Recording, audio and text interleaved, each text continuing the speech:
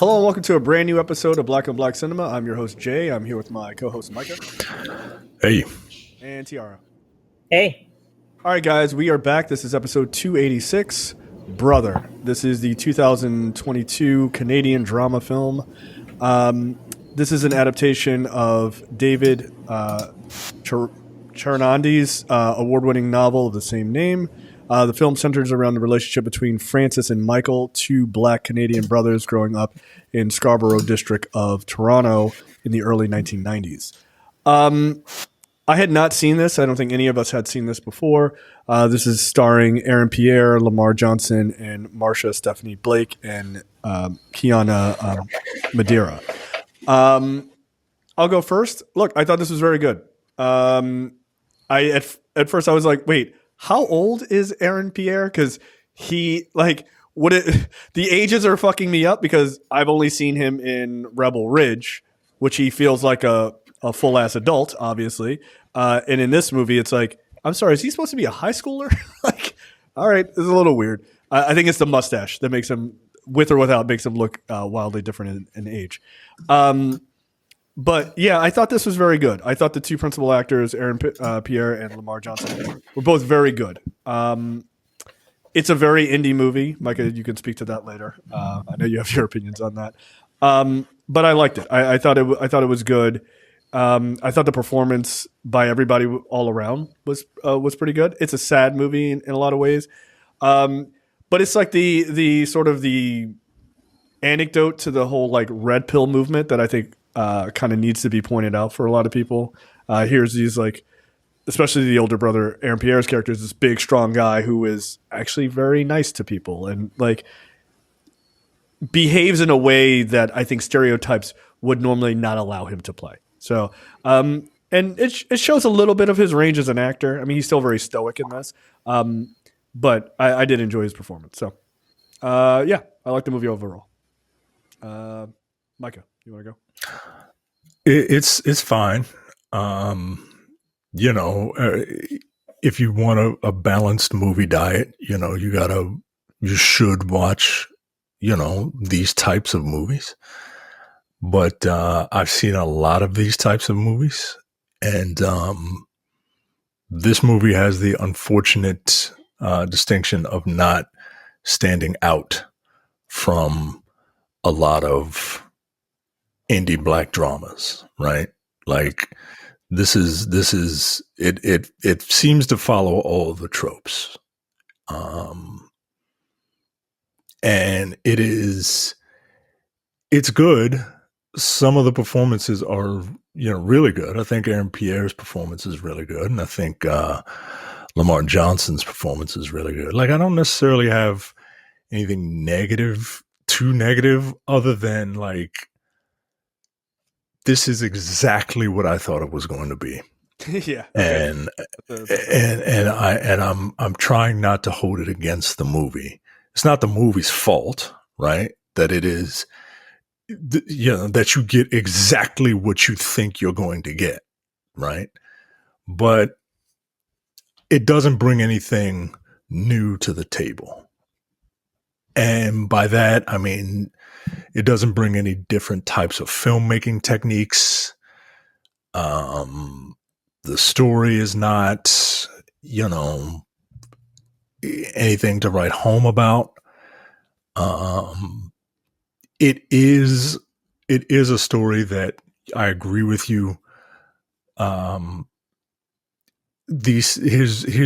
got these two black men. One of them is, the prototype for what a masculine man is supposed to be, and he plays against that, right? Mm-hmm. Which is good, right? Like there are we come in all forms, but yeah, it just kind of is. It just kind of is, and it's slow. I think deliberately slow, but slow nonetheless. And it's fine. It's not the best of these types of movies that I've seen. But if you wanna have a sad, go ahead and go ahead, and if you want to see what, this Green Lantern can do before he gets into if you've only seen Aaron Pierre in Rebel Ridge and you want to see him do something somewhat different, then yeah, check it out. But it's all right. Okay, Tiara. I thought it was really sad. I think like if the story doesn't bring anything new, I think that's more of the author, the original author, Sure. Who didn't really tell an original that much of an original story.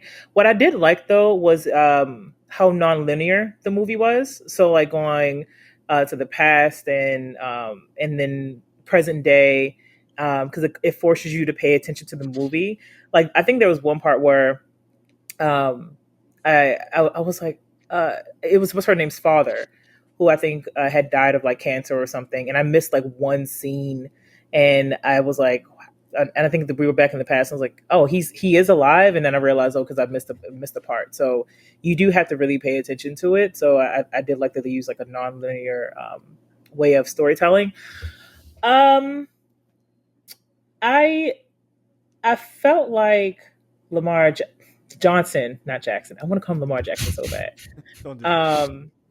I felt so empathetic towards him because his character was so sweet, and yet lived in the shadow of his brother, of his much taller, doesn't look anything like him brother, light-skinned brother, which I was like, are we sure they have the same father? But I guess they do. Maybe. And the thing that also surprised me was like I did have some questions about one of the themes in there of being queer, because it's in the film. It's not super like in your face or explicit, but considering that these are the children of Caribbean immigrants, Jamaican immigrants at that, I was a little surprised we didn't see any during a response about what being queer. Yeah, because I was like, huh. I was like, do people know, and everyone's okay with it? I don't think they knew. Yeah, I don't think they knew. I don't think they knew at all.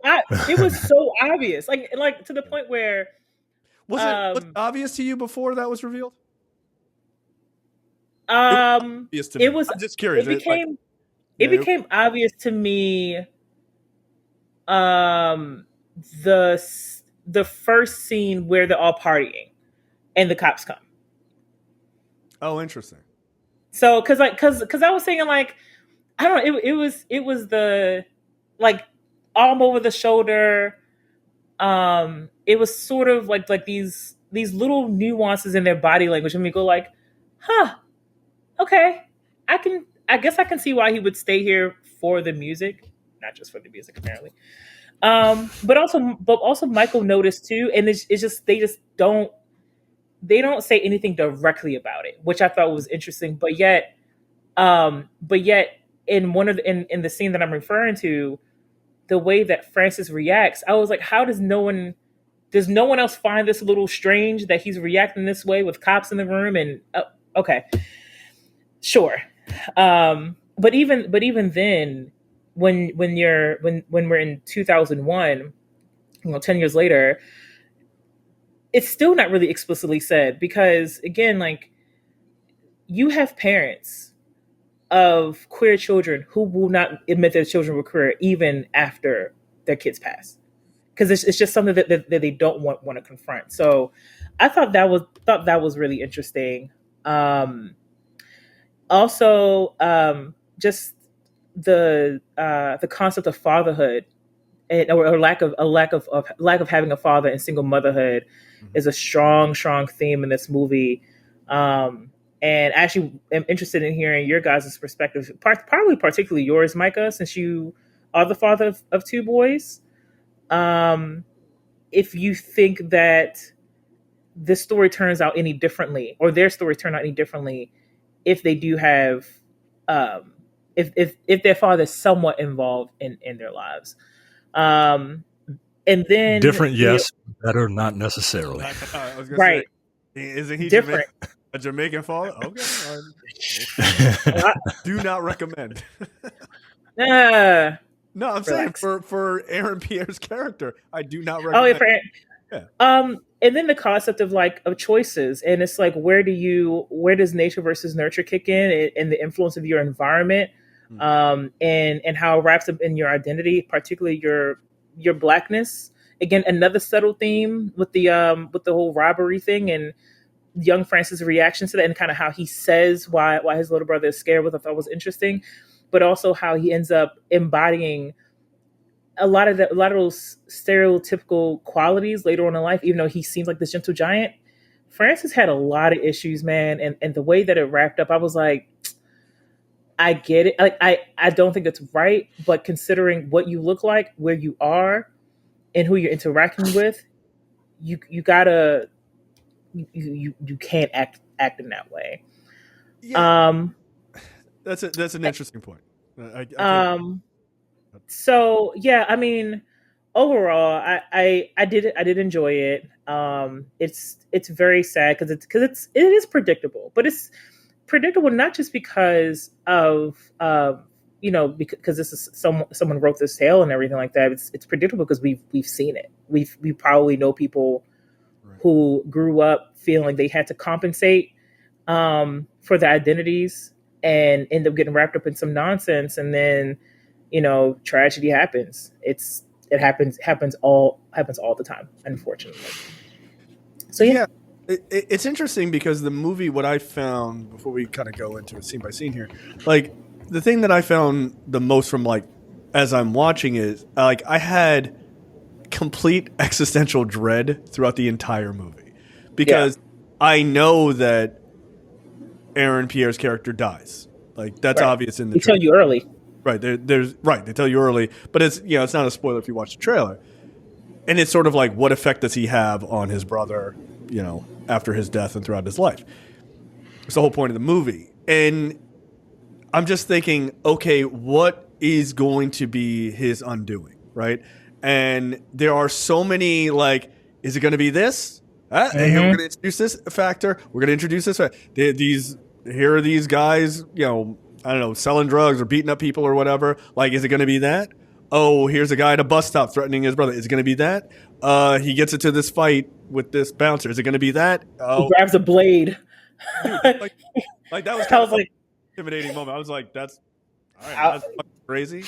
It really flies in the face of these gay dudes are weak. I'm like, I don't know, man. I wouldn't grab a knife, and I'm as straight as a fucking arrow. Get the hell out of here. I ain't grabbing it. Get out. Right. He called him a sodomite and then tried to threaten him with a knife, and it was just like let me shake hands with this knife. Oh, you know what?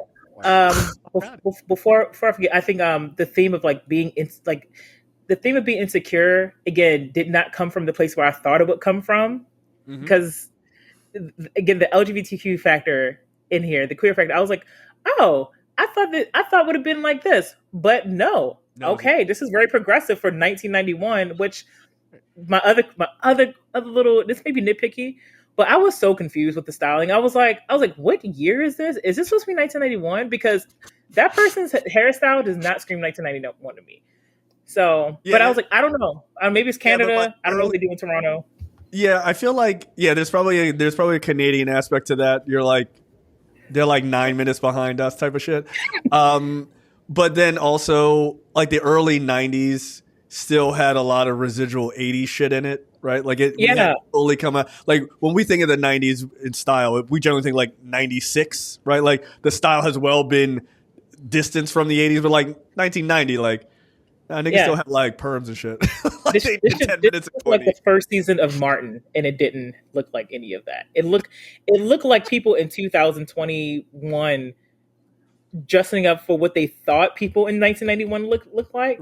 Right. But I was like, you look a little, you look a little too put together for a little too polished. Right. Yeah.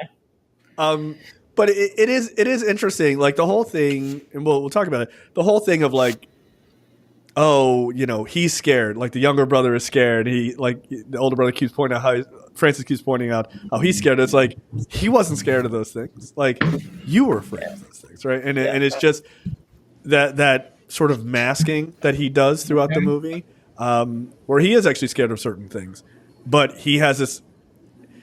I don't want to say toxic masculinity because that's not really what it is, but it is this cloak of masculinity that is kind of dumped on young men to say you have to act this way, and he tries to teach his brother the same things, Right. which he ended up kind of doing, and his brother is slowly kind of coming to terms with what those are. But Francis is a fascinating character because he is by all accounts like down the ballot look of a person who you'd be like, that's a manly man right there type of shit. But he pushes against all of that. His personality and everything pushes against all those stereotypes, which makes him interesting. So, I thought he was a rather interesting character. All right, let's get into the movie. So it starts out. This is like Chiara said, this is the early 1990s, and we've got Francis and Michael, who are Jamaican. They're Jamaican immigrants in Toronto, right? So it explains their sort of interesting accents at first because I have to watch this movie using a VPN because they don't have it on the Netflix here. When I turn on my VPN and I started playing this on Netflix, I thought that the audio track was someone doing a voiceover for Aaron Pierre's character. I was like, "What the fuck is this?" And I was like, "Oh right, they're supposed to be Jamaican." I was like, what? Why are the Spanish subtitles or like why is the Spanish language on? But I was completely confused at first. So it's definitely he does not sound like his normal self. But they are for some reason they have a desire to climb power lines, which on a scale of things from 1 to 10 that I will never do, 10 being things I will absolutely never do, this is a 10. This feels like a bad idea to me. No, even the buzzing in the beginning of the movie made me uneasy. I do not. Would you have not done that as a teenager? I would not have done it. Look, that's a green eggs and ham situation. I wouldn't have done it with a mouse, not in a house, like not with a goat or a boat. Like, no, I'm not climbing power lines. I've always been a sensible person. No, fuck that. No, absolutely not. I don't care how strong this nigga is. Watch me. Yeah, I'm gonna watch you do it from down here. Absolutely not. No, Micah, I know you are like. Fuck out of here. Are you crazy? I used to work at a wastewater treatment plant, and we had a guy who electrocuted himself, and they promoted him because he was so incompetent that they were like, we got to promote this guy to get him out of the shop before he kills himself or someone else. So they promoted him and gave him a desk job. That's how bad it was. It's like, Jesus, man. No. Yeah, you're much more of a risk averse person. I do. Yeah, very much so. Very much so. TR, this seems like this is right up your alley. Oh yeah, you gallivanting, taking trips all over the place. Yeah, this is you. I don't think I would be too. See, I'm a rule follower, so I would be way too afraid to do this. You're not breaking into a substation? Nope. Nah. Nah. Yeah. Look, welcome to. I'm at home. Three cowards. Yeah, 3 scared niggas with sense. I'd be so afraid that someone would tell my mom, and I would just be like, get punished for it. Wait, you're more afraid of someone telling your mom than being electrocuted? Because in my list at that age, probably. Nah. And I'd be like, what if I fell and died? Yeah, then somebody gonna tell your mom, she's gonna be pissed. Yeah, exactly. Scary. No, absolutely not. Fuck that. And if you die like that, then like nobody's gonna feel for you because you'd have fucked up the power grid. So like everybody's inconvenienced. So like everybody's gonna hate you even though you're dead. Exactly. Like Yeah. People hating you when you're dead is only reserved for like certain people. You know what I mean? Exactly. Yeah, exactly. I'm so mad. Sure. So mad. So close. One day we'll get that news. One day. Can't get here fast enough. So the movie switches to sort of modern times. 10 years after the events of the sort of the main line of the movie, right? Where we see Michael meet up with Aisha, the girl that he grew up with, and she's sort of back in town, and they go back to his place. His mom is sitting on the couch watching TV, sort of catatonic, to be honest. And they're talking, and she's like, "Hey, what's going on with your mom?" He's like, "Nah, she's just watching TV." Like, "Nah, there's something wrong. Like, there's something legitimately wrong." And he's like, "No, she's just quiet." Trying to sort of. He knows that there's something wrong. Michael is well aware, but he's just trying to sort of deny that to himself. Then time switches back to, let's call this the sort of the main period in the movie where Francis is alive. So they're two teenage, like high school age boys. And like they have a close relationship with their mom. They listen to music. Weirdly, like when they're kids, it looks like it's like the 1960s, but okay. And so they have this, like certainly Francis has this kind of deep relationship with music, connected to his mom as well. She is a waitress, I think, and she works like crazy hours. So she like leaves them when they're young boys. She leaves them at home, locks the door. She's like, "Look, I'll be back in the morning. Like, eat your food. Don't watch TV after 8." It tells Francis he needs to look after his brother. What's the point of the shot where like they're all waiting at the bus stop? The mom and all the random people are just waiting at the bus stop. They're all immigrants with the swooning music. They're all immigrants to Toronto. That's it. And just to show that's it. The veritability of all the people. I mean, everybody there is a person of color, and they're all different shades. That's it. All right. Yeah. I mean, does it need to feel like a video game loading screen? No, it doesn't. But it's like immigrant in the game. But yeah, the shot is solely to show, the characters in Kim's Convenience, I guess. It's a good show if you've never watched it.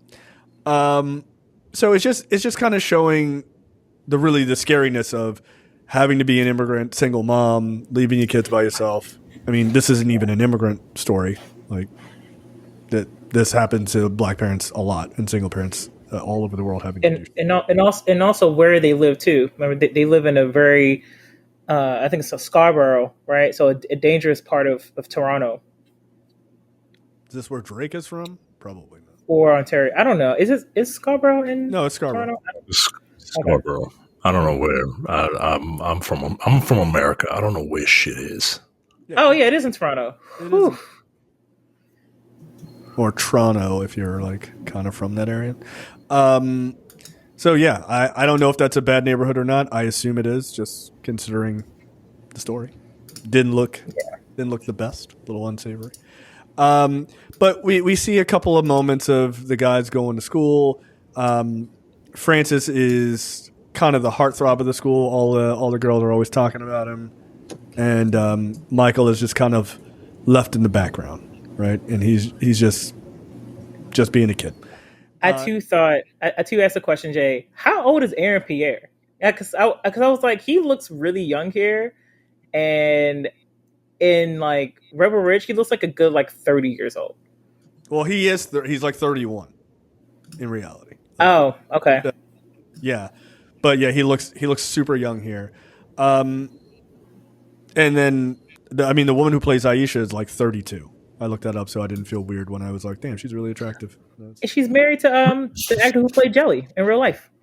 Oh yeah? Oh, that's cool. Yep. All right, so everybody's involved. That's dope. It's a family affair. Yeah, it was like, how old is she? Oh, 32. Good. Feel totally fine about. Oh Jesus! About objectifying this woman. Yeah, no, she's an adult. I mean, I feel bad for doing that, sort of. But at least everybody is, above age. It's cool. I'm not to get myself in trouble. So then we see a point where Michael is kind of walking in the neighborhood, and this guy is like, "Hey, what are you listening to?" And he Michael lets him hold his his Walkman because it's like, the 1940s or whatever, and so the guy like pushes him and he's like kind of a dick to him, and then Francis's big brother walks up. The guy's like, "Oh, much respect, Francis." And he's like, "Nah, fuck out of here. like don't ever touch my brother." And I didn't even notice at this point, but Jelly is with him. Oh, I didn't notice that either. No, I just thought it was just like some random dude. But yeah, they're just laying the seeds. Yeah. So, and this scene is solely to show you like he doesn't let people fuck with his little brother, right? Like he just doesn't. And he's a physically intimidating guy. One, because he's 30 years old or 28 years old at the time of this movie. But he's a physically intimidating guy, especially to the other teenagers, because they're all like, this guy seems like, I don't know, whatever you want to call it. Like, a real man. The alpha dog or whatever the fuck, right? And so he's always kind of just looked after his brother. He's like just being a good dude. You see them when they're younger again. They're reading comic books, not a Green Lantern comic, so that's offensive. But yeah, like even as a little kid, you see other girls their age like looking at Francis like oh my god, he's so cute, right? Like so there's just this general, this guy could be a ladies' man if he wanted to be kind of vibe always around him. And then later on we see they kind of flash into sort of the modern time, and you see Michael, who sees Aisha in the store, and she's looking all good or whatever, and so he's like, all right, let me go home, crack open this bottle of Jergens and go to work. And the scene is just hilarious because his brother walks right in, catches him, and just walks right the fuck out like, God damn it.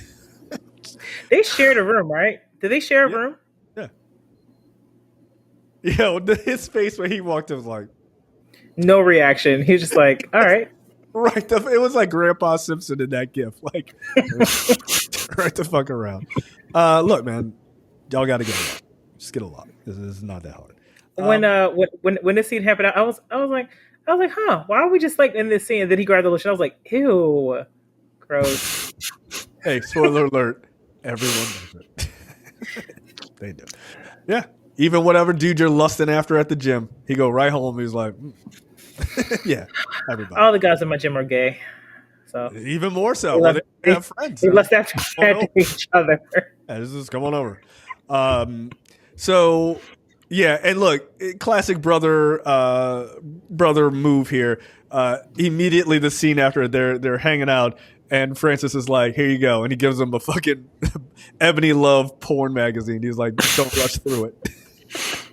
And they just laugh it off. I mean, it's like, yeah, they're brothers. And this is how I assume porn mags always end up in the woods. That's just a thing. I don't know why, but it is. Tiara, you wouldn't understand that, but every dude understands that. It's just a bizarre. Why would it? I don't get it. I don't know. There's all like most young guys found porn magazines somewhere in the woods when they were young. I don't know why they're there. Yeah, I don't know why. It's true, yo. I'm telling you, it is a universally true thing. It's weird. There was like a wooded area on Winans Road by that old radio tower. Had a mattress in it, Tiara. Ew. A mattress. That's disgusting. See, that's worth watching video. Ew. Yo, men are wild. Men are wild.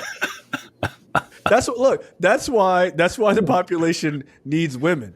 So they can just put the brakes on us for a little bit. Because when there ain't no break, we're fucking psychos. Like we are. Who's putting a mattress outside? Yo, that's nasty. Yeah, but why?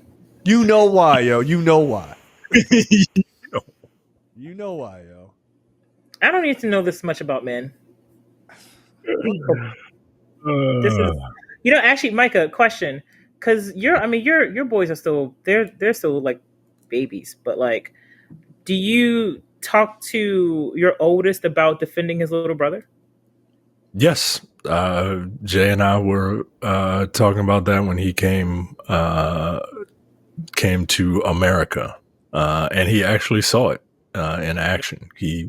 My eldest son is. I told him, you gotta be, you gotta look out for him. You gotta protect him, right? Because I'm trying to instill like the urge to help people into them. Mm-hmm. And he takes it serious. He's very much like, I'll stand over here so he doesn't touch this. We have a couple of transformers on our electrical transformers on our route to walking to school, and he's like, I'll stand over here so he doesn't touch it, right? Like, and he's, if he thinks he's gonna fall, like he's like, no, like he's I try to instill that in him. But at the same time, he takes that more seriously than defending himself. And I need him to also defend himself. Like, you can't help other people if you can't help yourself. You got to put your oxygen mask on first. I say the same thing. Airplane rules. Yeah. It's airplane rules. You put your oxygen mask on first, then you help other people. Because but yeah, no, I very much am trying to instill that, because I had a brother that I did not get a chance to have any real experiences with because he died. So I'm trying to make sure that, like, hey, like, it's y'all two, right? Like, you two gotta look out for each other, and you're the oldest one. So you gotta watch out for him. And when the youngest one gets a little older and can understand certain concepts, I'm gonna pull him aside and I'm gonna say, look, you have to watch your brother, because your brother is, he's a lover and you're a fighter. And I'm gonna need you. I'm gonna need you guys to have each other's back. All right, I'm gonna show him that scene in Civil War where it's Cap and Bucky beating the fuck out of a billionaire, and say, this is y'all. Y'all got to beat the shit out of billionaires. but don't fight too much to end up having what happened in this movie. Because one was definitely a lover, one was definitely a fighter. Yeah. So not exactly worth it. Yeah. Don't be dumb. Like, this character was kind of blinded by his. That's another thing that I appreciate about Francis, is that he seems like a real character. He doesn't seem like a particularly bright guy, but he is noble. But he's noble to a fault. Mm-hmm. And I know people like that. And it's great. You should want to be noble. You should want to protect people, but at the same time, like, you need to use some common sense. Yeah, I am not the person he is referring to. I am not noble to a fault. No, I don't know. I should have a noble ceiling. I'll also add this: that France was a little selfish, but we'll get to it. You think so? Mm-hmm. Yeah. Okay. I can see it. I don't disagree. But it's a selfishness that you can't really see past it when you're, Francis, what, 18 probably? Mm-hmm. 18, 19, you just maybe if you've ever watched Beverly Hills 90210, Aaron Pierre would have been a perfect cast member back then. Yeah, they were like but like he's supposed to be 18 or whatever. You at that age, you can't really think that far past your current emotional state or your selfishness. You're still thinking through your amygdala. You're like a low level animal. Okay, like you're completely fight or flight type of behavior. This is just true, right? And that, that's not a negative. It's a part of growing up. It just is. Look, this next scene I thought was very funny, where Michael clearly has a thing for Aisha. I get it. And he sees her in the library at school, I guess, or just the local library. And he walks over. He's like, "Hey, do you mind if I sit here at this table?" And he's so fucking awkward. And she's reading like Style magazine, so she's just being a kid, right? Just reading a magazine. not anything super serious. Apparently she's super, super smart, but she's just being a kid reading a magazine.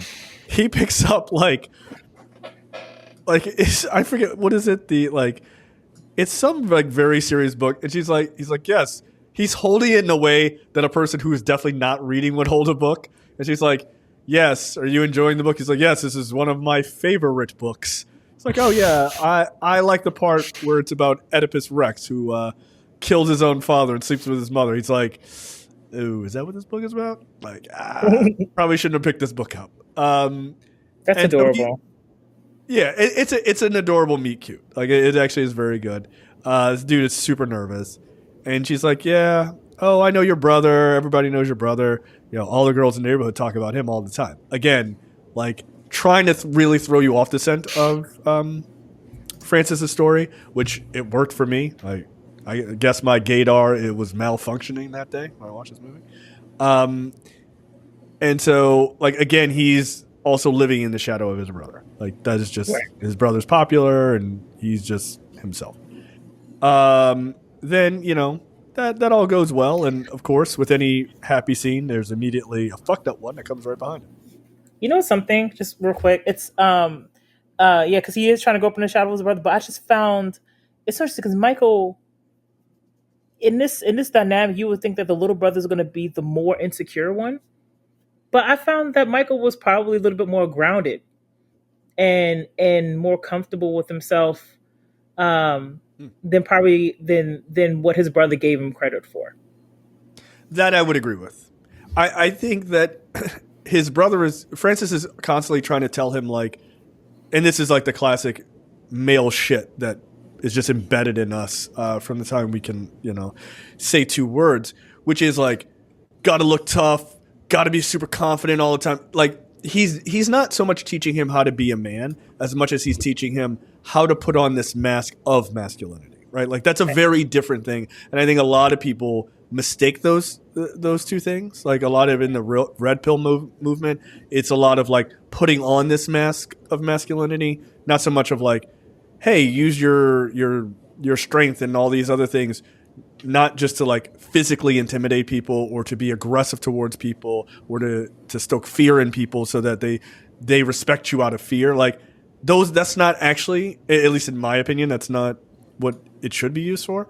But they have this sort of, the reason why you can do all of these, like, what do they have? Like, these courses and shit that they sell is because that's all just a mask, right? Like, put on this uniform of being a man through these 9 steps, and then you'll be well on your way. It's like, okay, being a man is a lot more complex than that and a lot more nuanced. But they're like, but for $45.95 an hour, I too can teach you how to be a man. That's stupid.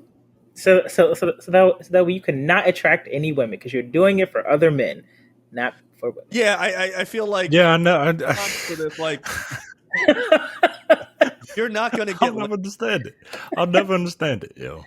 Oh, men not supposed to shower. Men not supposed to shower. They supposed to have a musk that attracts women. What? Nah. What? Talk to a woman. They're like, I like a guy who smells good. Nigga, what do you think they sell for? Like, you think they sell a cologne for you to smell like a foot? Like, no. Get out. People are stupid. Contrary to what some men in that movement would think. Like, we like people who smell nice, dress well for themselves, and are very kind people. Yeah. Yeah, I saw. You don't know what you want. You know what you want until a man tells you. I'm just a woman who likes men and is just trying to tell men what women like. I mean, but I realize it's not about me. It's about impressing other dudes. Thank you. Finally, you get it. It's like, I'm just a woman. Well, no one's perfect. Okay. Am I manly enough for this man? Like, oh, are you into men? No, I like women. Like, are you sure? I mean, because if you don't, it's cool. It's totally fine. Like, you know, nothing wrong with that. But it just feels like one of us is not being honest about who we are. Stand in your truth, sir. Yeah. like it's to me, that's always been one of the weirdest things of like, I'm going to talk to these single dudes about how to get a wife. Why? They don't know. None of them know. You think Fresh and Fit knows? Them two clowns. Yeah. Which, ironically, Francis felt very comfortable. Was probably very comfortable in his truth that he liked men, or at least that he really liked Jelly. I actually probably thought he's probably bisexual because I thought he was flirting with Aisha for a little bit. No, and I was like, looking back, he knows that his brother likes her. You know what I mean? Oh, okay. I think that was more of a like especially when they have that moment when they're at the club and he's like they're doing the DJ shit. And yeah. He's like, shitting on his brother. He's like, hell yeah, like yeah. Like, he looks so proud. He was just proud of his brother, right? Like type of shit. Like if he was straight, he'd have been like, yeah, tap that. Like, but like he's not, so that'd be like a bit of a weird thing for like to say. But he just looked proud that his brother was growing up and like going about his business in a good way. I think that's kind of that's how I read it. I mean, when he comes in when they're in the apartment listening to music, I was like, yo, you get out. You fucking this up for me. Yeah, I know. That's why I thought that he was flirting because I was like, what are you doing? Like, do you not stop singing lyrics with her? Get out. Yeah, nah, he being a dick. He's being a dick. He's being a brother at that point. Like, thanks, my nigga. Like, what are we doing right? I guess I'll like leave. your voice is way too deep for all of this to just be playing around like that. Stop. Right. Nigga, you're 47 years old. Beat it. What you Please. Be a man, as she said. Be a man. See, you're not allowed to make an accent unless you're PR, so it's okay. My dad is Jamaican. I can say these things. I mean, that's true. You can. But when I say it, I'm an asshole. You're just a regular old American black. Yeah, I'm sorry. Hey, I'm sorry. He's not an exotic, as people refer. That's a wild thing to say about another black person. No, you're Black American. Oh, you're just Black American, bitch. What? Like that's it? You ain't mixed with nothing else? Like, damn, for real? You just got dropped off sooner before I did. What are you talking about? Like, get out of here. What, you like plantains? We like bananas. So what? I love diaspora wars. It's the dumbest thing in the world. Nah, these people hate them for nigga. That's the same boat. It was the same boat. The only thing we need to come to an agreement on is Black Queens forever, Snow Bunnies never. It's the only thing we need to agree on. You got to say it 2 more times or it don't count. Yeah. Black Queens forever, Snow Bunnies never. It's like candy, man. You can't just say this shit once. Forever. All right. Snow Bunnies never. If you say Black Queens forever, Snow Bunnies never. In the mirror 3 times, Dr. Umar will show up to you. And actually donate $500 right. to go on to that school that's not getting made. Like, all right, bro. All right, man. We are not hoteps. I just think that should. That's so funny. I've not heard that term in a long time. Actually, I think he replaced the whole term. You're just a Dr. Umar at this point. So Michael is walking home and he sees something that I would argue is just really fucked up and really horrendous. This guy's getting beat up by a group of other guys in his neighborhood, and they are kicking and punching this dude and like really fucking this guy up.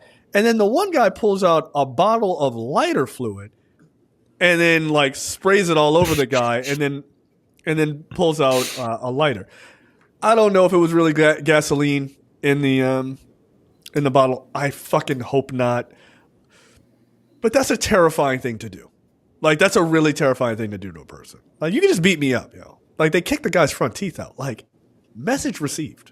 Like, yeah, yo. Like, you set somebody on fire, bro? Like, or even threaten to do it. Like, that. Nah, yo, that's fucked up. That's fucked up. Is this what we doing? Is this how you. See, this is what happens when you'll have guns, right? Canadian. Right. Lighter fluid. Right, maybe give these niggas a gun. Like this somehow. I didn't have a moment. I think it was a scene where I was like, they get down like this in Canada? Y'all do this? Jesus, animals. Y'all not better than me. Y'all supposed to be better than us. Yeah, I did not care for that at all. And the guy who they beat up, he just starts laughing maniacally. I didn't really understand the point of that. Yeah. Besides, maybe that was just like a trauma response of like thinking he was gonna be killed, and then he doesn't, and then he just kind of loses his shit. Yeah. You should punch your bullies in the face, by the way. Punch your bullies in the face the first time. Yeah, before they grow up and get bigger than you. And go lift some weights. I didn't learn that. There you go. Then we see the young boys when they're kids. They're watching TV and they're watching the news, and it shows like apparently Canadian news will show footage of people being straight up murdered, which is crazy. But they're watching these guys like rob a convenience store. This is like a report, and they actually show these black dudes shooting this woman who runs a convenience store. And that instills some sort of fucked up thoughts in Francis's head. I will say, Micah, you made the point earlier that this movie gives you everything that you thought it would. The one thing I would say that it does push back against, at least my stereotype, was I thought for sure, or not my stereotype, but my assumption, I thought for sure that they were going to have him like Francis leave the house and then start selling drugs, which they did, which I appreciated. It was like, we don't need to do that. Francis had put a chair in front of the door because he was so afraid after seeing that news report. But he said when his mom came home and was banging on the door because she couldn't get in, when she came home, he said that Michael was afraid of these black killers, as he called them, I believe. And she was like, no, they're criminals. So like, you don't need to specify that. They're not exclusively black. So. Right. Like, you know, I did think that they were, and they didn't really do this unless I missed something. But I did think they were going to play into the anti-blackness or internalized anti-blackness aspect of Francis being noticeably lighter than his brother, and then and that being part of the reason why people might have thought of him as being a little bit more attractive, and then him kind of like taking that. Seeing the robbery and then associating it with it's black people, because on the news cast the person is like armed two black men, and it felt very like, even when I heard, I was like, all right, calm down, like why you gotta say black like that?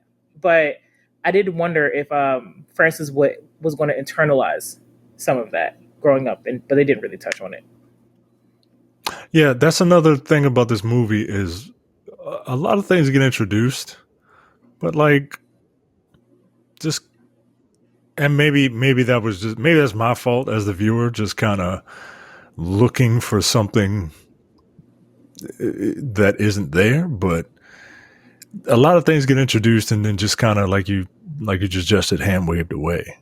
And I'm not talking about like him being queer, right? Like I actually think they handled that pretty elegantly, right? Like if we're gonna we should normalize same-sex relationships, so like don't make a big deal out of it when you see it, right? Snoop, right? Like I don't know what to tell my grandson, right? Like just don't make a big deal of it, and it's just there, right? So but some of the things, like some of the colorism, like these two black men, and then they really zoom in on that black face of the guy that robbed the place, through the CCTV footage. And I don't know, man. It feels like this movie. They did do that. Yeah. It feels like this movie is really trying to like say a lot of things, but they're not really saying it. It's talking loud and saying little. I think, I think it says what it wants to say, but I think it makes me wonder, honestly, if the writers forgot. If it was one of those situations where they introduced it and they were just like, oh yeah, why are we zooming on this blackface? Is that their father? Is it what's her name's father? What's the significance of it? And sometimes I wonder, one, did they forget, or if they were so wrapped up in the other themes in the movie that were probably more important. They were just like, viewers would just bypass it. Yeah, this is one of those things where you're muted, by the way. This is one of those things where the parts are greater than the sum. Mm-hmm. Mm-hmm. The funny thing is, I think that there may also have been this idea of like these ideas of anti-blackness or, you know, queer identity and things like that. They happen and they're just a part of life, and that's just not the story, right? So, okay. Yeah. Right. So it could just be like you see that and you go, well, these black criminals. And then the mom is like, no, that's not how this is. And she corrects it. And he goes, oh, okay. Okay. Yeah. And, you know what I mean? And it's just like, all right. Like that happens in life all the time, right? You run across situations, you have assumptions about things and it gets corrected or something like that. And you just you're like, all right, got it. Put it into my fucking mind. And I will not think that way anymore. Or I won't say these things or do these things. But in a movie, when you do that, like I could understand doing it from these are real people kind of situation. But in a movie, things when you tee them up, it's like a Chekhov's gun kind of thing. Like you're just putting things into the viewer's head that this is going to have significance. And then when it doesn't pay off, it feels like a plot hole, so to speak. But and look, it might be, right? It could easily be what Tiara's saying is like, they put that in there like, we don't have time or we forgot about it. That's totally possible. It happens in movies. Or it could just be what I'm talking about as well. And they're just like, it's just a part of who he is. And it was a fleeting moment. But in a movie that comes off, it can come off a little weird. Yeah. So I don't know. I can buy what you said. I think if it wasn't for the fact that they zoomed in on that guy's face in the video, right, I probably could have been like, oh, okay, they squashed it, but it felt like they were trying to make it a point to show, that it was like, a black guy who happened to turn his face up towards the camera as he was robbing a store. Right. One, just pull your hat down. It's not that hard. I rob convenience stores all the time. Excuse me, bodegas. And no, I agree. I thought that was going to be a thing. At first, I was like, "Oh, is that one of the kids in the neighborhood?" Then I realized like the time frame, like that didn't make sense. But I also thought maybe that was going to be a character that they deal with at some point. Like maybe it was their dad. Like that was a thought I had too. But again, it's never addressed. So it could be a fleeting thought, or it could just be they didn't really think this out too thoroughly. So I honestly don't know. I think both answers are totally reasonable assumptions as a viewer. Then we see a scene where Francis is like, "Look, I'm going out," and his mom's like, "Oh, I'm just about to make dinner. Take your brother with you if you're gonna go." And he's like, "Nah, fuck that, not taking it." This is when I had my suspicion. When he said that, right? Because like, I see. These two are not inseparable, but like. Why don't you want to take your brother? Yeah. Just curious. It's so funny. This did not ring loud to me at all. I was like, oh. Me neither. He was like, he's older and he wants to go hang out, with some more adult-like friends. That's what I thought. I was like, yeah, and do some adult things. Yeah. And then he took a woman in the back. So I was like, oh, shit. Like, but nah. I thought he was going to use that dirty mattress Micah found in the lot near his house growing up. It's disgusting. People did not use that mattress. Okay. I don't know, but what is a mattress doing in the woods? What is a mattress doing in the woods? Look, it's a disgusting but valid. Yes. It is a valid. It's probably connected to a cold case. Or several. Yeah, somebody was getting warm on that mattress with a prostitute. Gross. So we see a scene after this of the shop teacher just kind of shitting on Francis's spice rack, which is fucked up. And Francis is like, all right, cool. Fuck you. Fuck this. I quit. And he drops out of school. I like that all the white adults in this movie are given the Charlie Brown treatment of like you can't see their faces, and it's basically like well, womp womp womp womp womp, and all the black kids are like get the fuck out of here. Like even the cops, you never really see their faces. Yeah, true. White people in black people's lives are not important.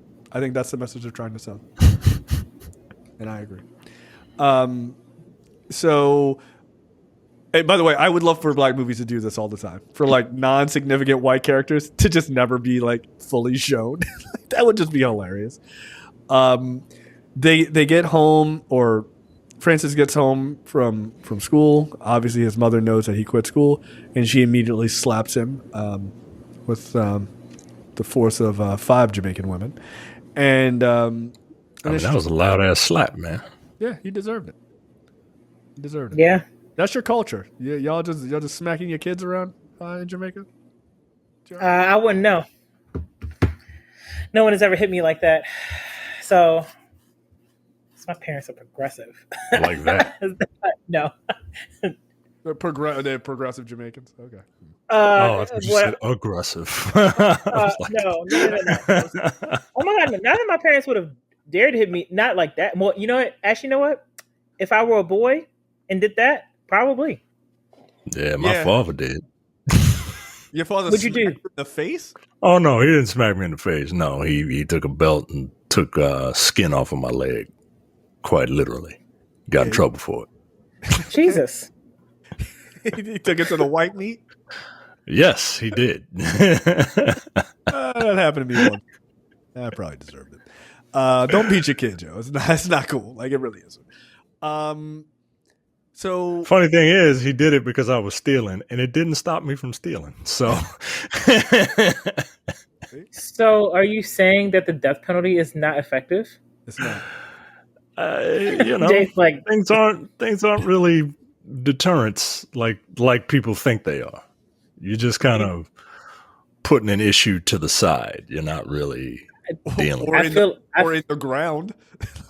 Right. I feel like there could be a lot of issues that could be put to the side. Just speaking for myself, myself, I feel as though, that some things could just resolve things permanently.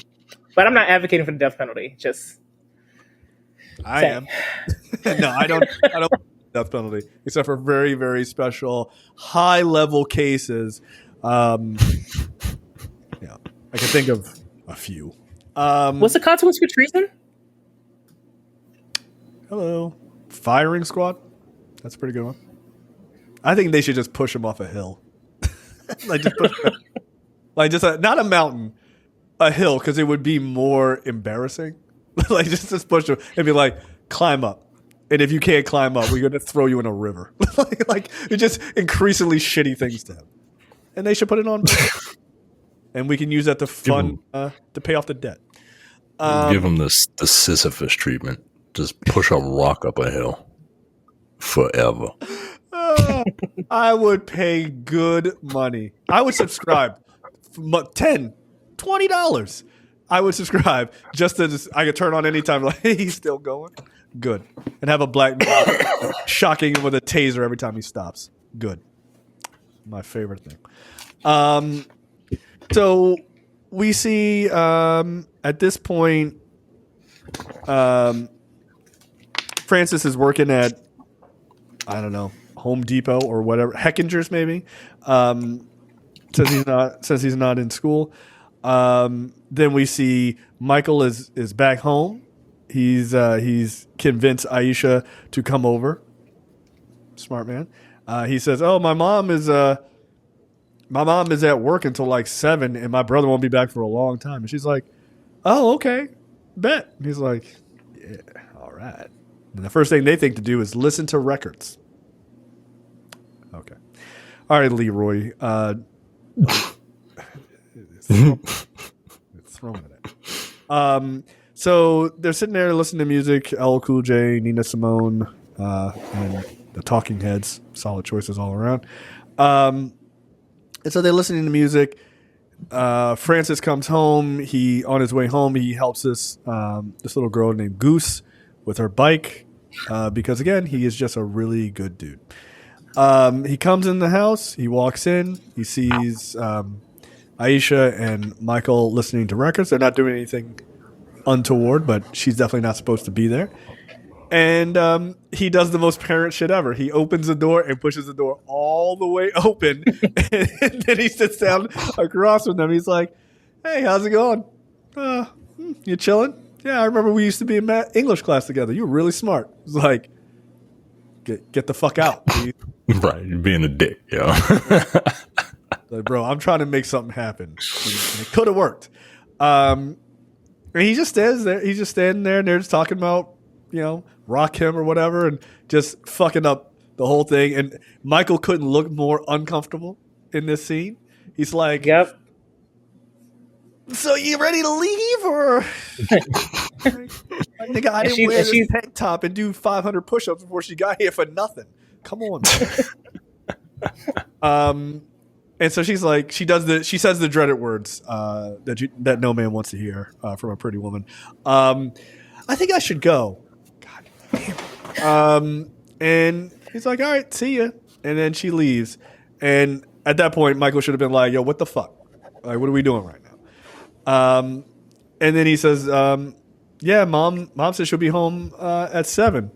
And Francis just walks out of the room, gets dinner ready or whatever, and sits down. And just as they sit down to eat, his mom comes in, proving that he kind of ran her out of there. Like, he was being a brother, but also like, "Nah, yo, mom's going to be home." Oh, okay. I missed that.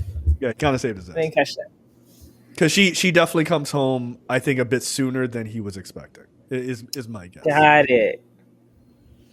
So, yeah, he was just like, "Oh, shit!" Like when you look at Michael, like his response when his mom comes in is a little like, "Oh, okay, shit." So, I think he was just kind of secretly like appreciative that his brother was like, "See, if I would have let y'all do your thing, you got your ass busted." Which, shout out to him. That's cool. You still could have told me. And so then Francis, they're sitting there outside later on, and he's like, "Look, I'm gonna leave home, but like we both need to take care of mom. Like, I'm gonna send money and all this other shit, but I need you to be the man of the house when I'm gone." They're walking home and they see an altercation between some dudes. One of them pulls out a gun and kills a guy from their neighborhood, shoots him right in the back. They got guns in Canada? Yeah. Yeah, this isn't Britain.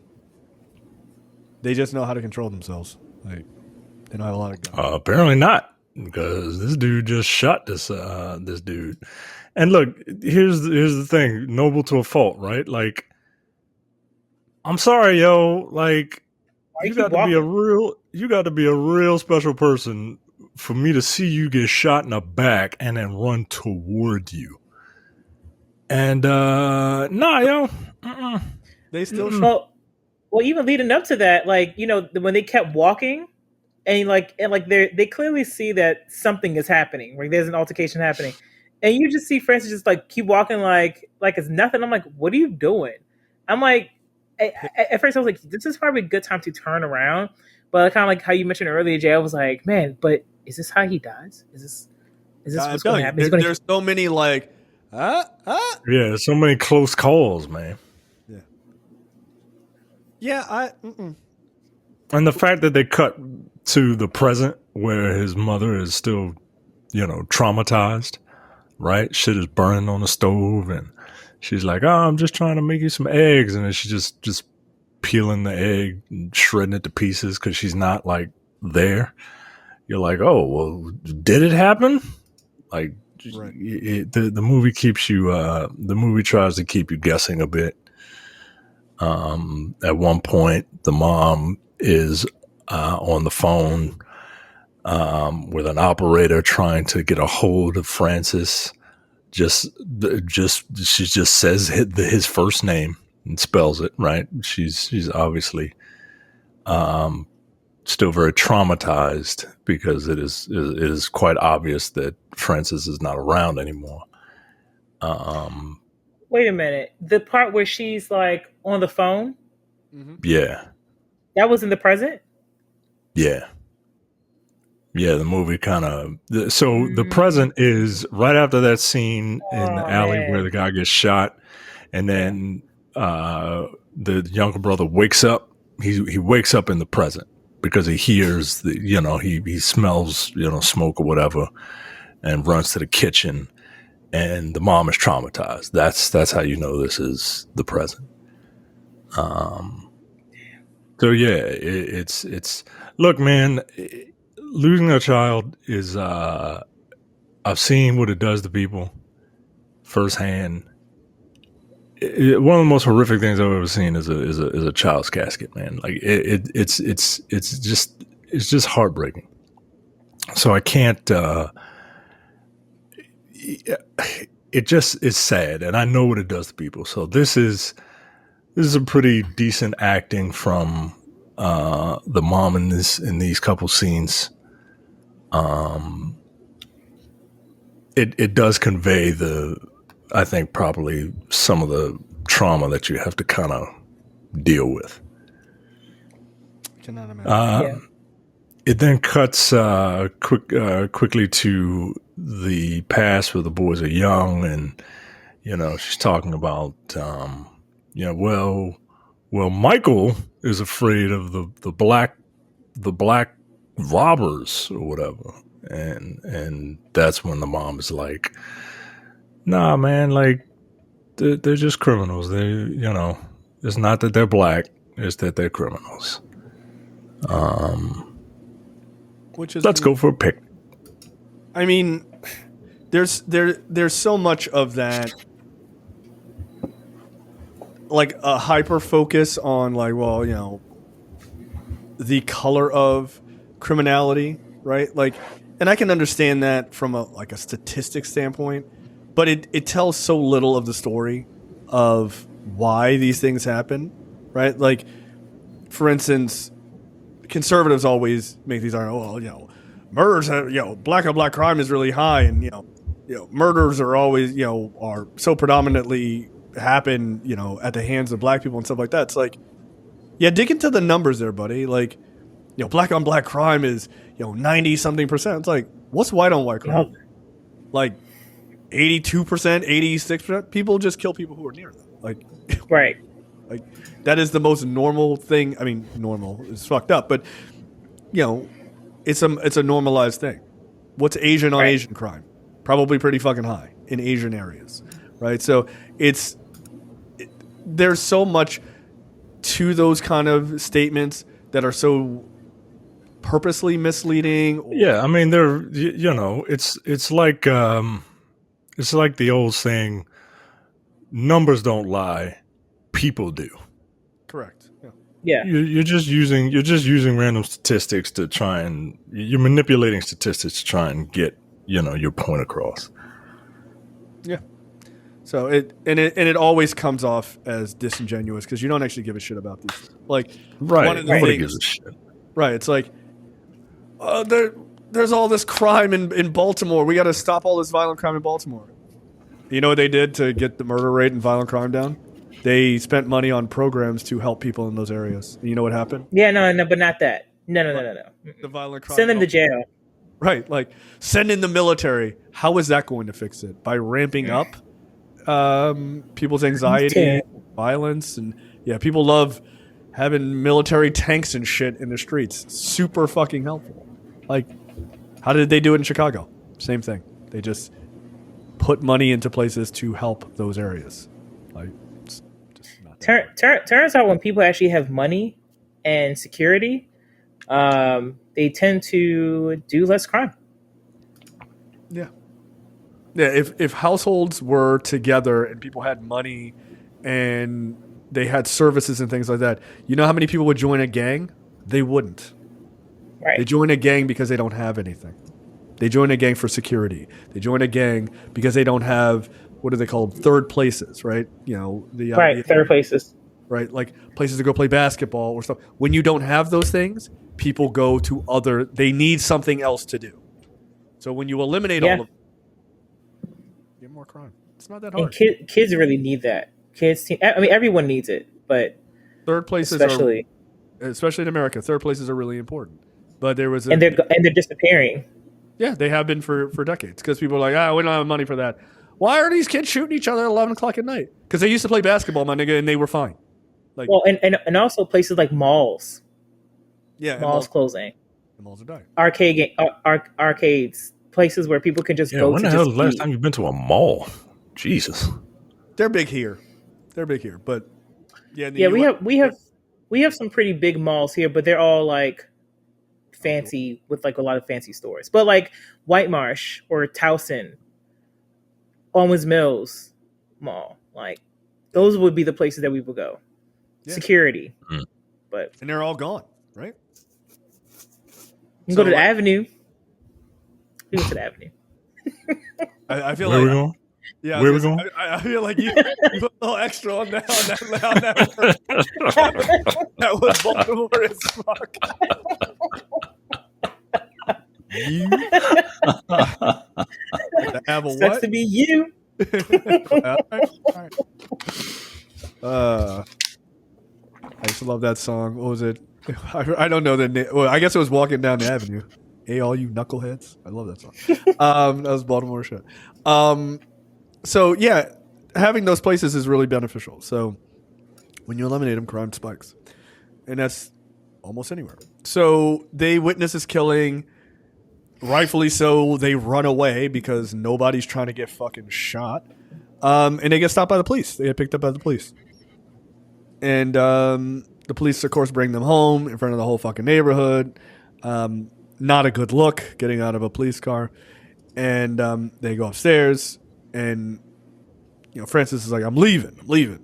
His mom is like, you ain't going nowhere. And he yanks the bag from her, and then she slams up against the bed. And like he didn't actually mean to hurt his mom. Like the one thing I will say is both of the boys are extremely respectful of their mother. Like they just are. Yeah. He didn't mean to do that. And he clearly feels bad about it. So he leaves. The mom is very upset, and Michael is there to sort of pick up the pieces. He's there, standing on the bus stop with his mom, make sure she gets on okay. Like, got a lot of responsibilities now. He goes over to see Aisha, and Aisha's dad is like, he's pulling a me. The fuck are you doing here to see my daughter? Type of shit. I didn't appreciate her response, which is, oh, he's fine. Like, nah. She was like, I'll be back. I'm going out. And I was like, oh, y'all can just do that and just be like, I'll be back soon. Look at that Jamaican dad in there. He looked mad as shit. You can hear the grumbling through that fucking thick glass and that slide. I just didn't know that back in 1991 you could just tell your parents, I'm leaving. Bye. Your black parents. I'm not white kids. Light skin privilege. This is what. That's right. Families. Her mother was Portuguese. That's right. She got pretty privilege. Her dad was like, all right. Nah, I'd have been. And with the boy, a boy who just got brought home by the cops. Nope. Because they witnessed the shooting. They were witnesses to a shooting. You not going. I wish I thought so. Didn't realize that was like that parents in. Well, maybe this is a Canadian thing. I don't know. Maybe, but I can tell you this: people from Canada are going to be so pissed. If some little Mexican boy comes up to my house and he's like, "Hey, I want to take your daughter out," I'm like, "Hey, Carlos, didn't I just see you getting pulled up by the cops?" No, get the fuck out of here. No. Whatever you can say it right here. Yeah, adios, my nigga. like get out of here. No, absolutely not. I need to talk to her. Then talk. Yeah, through the glass, sign language. Like you ain't coming in. I'm gonna be right here listening. Just like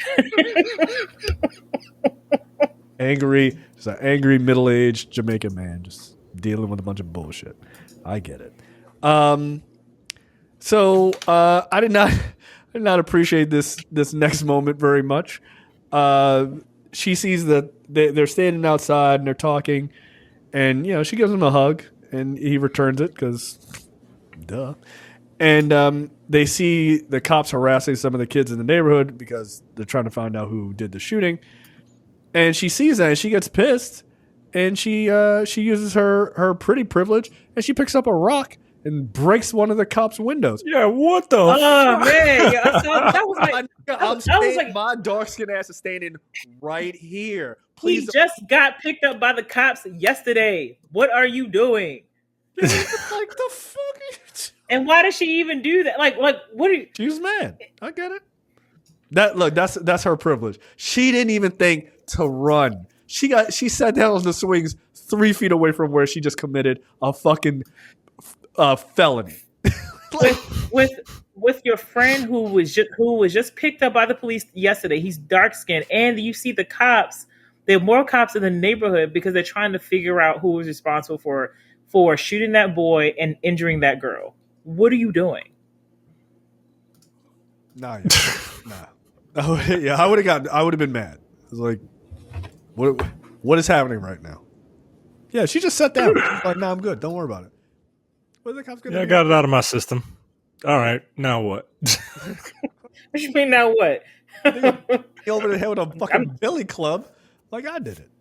I would say he could probably say, I'm never talking to you again, but he loves that girl. There's nothing that she could do for him to be like, nah. Yeah. So I mean, the last time it's kind of a cool transition.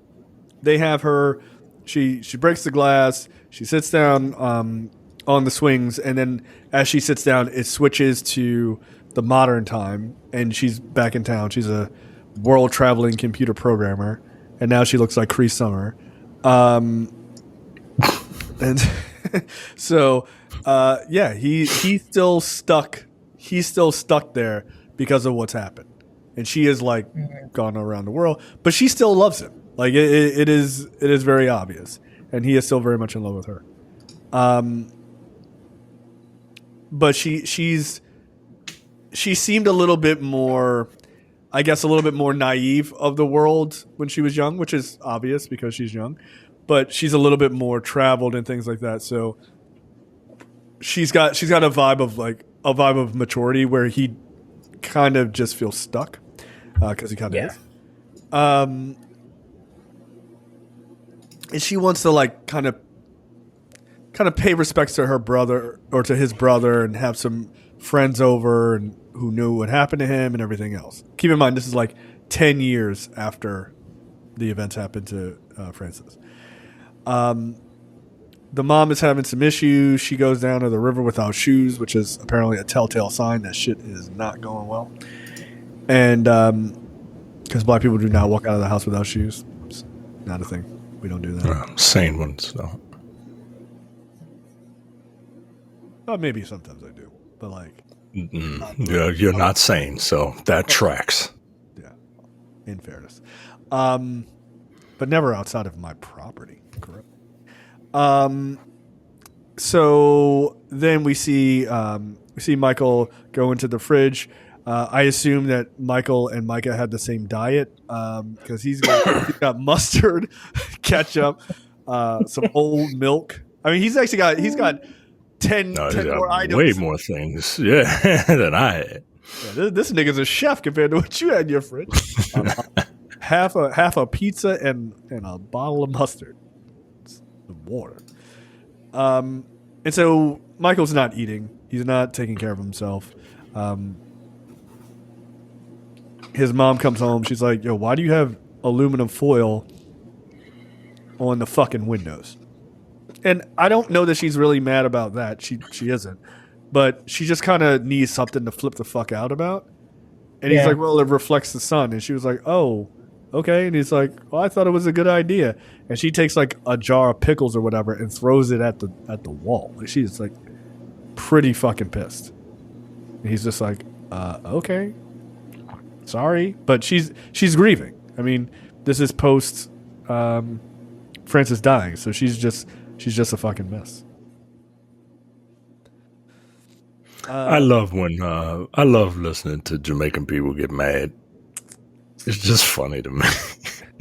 Does your dad do that? Does he do the teeth sucking thing? Yes. Yeah, I was gonna say. I feel like that's a requirement. Yes. Like Yes. he ain't a real Jamaican if he doesn't. Yeah. Yes. But I never got in trouble like that. So, but I did hear it a lot when he was upset at other things, and I still hear it. So yes. Good. He should be upset. But only now when we talk about what's going on in these United States. Yeah, he's like, there's a whole lot of teeth sucking going on every 2 seconds. Fuck that, dude. Like, you know what? You're right, pops.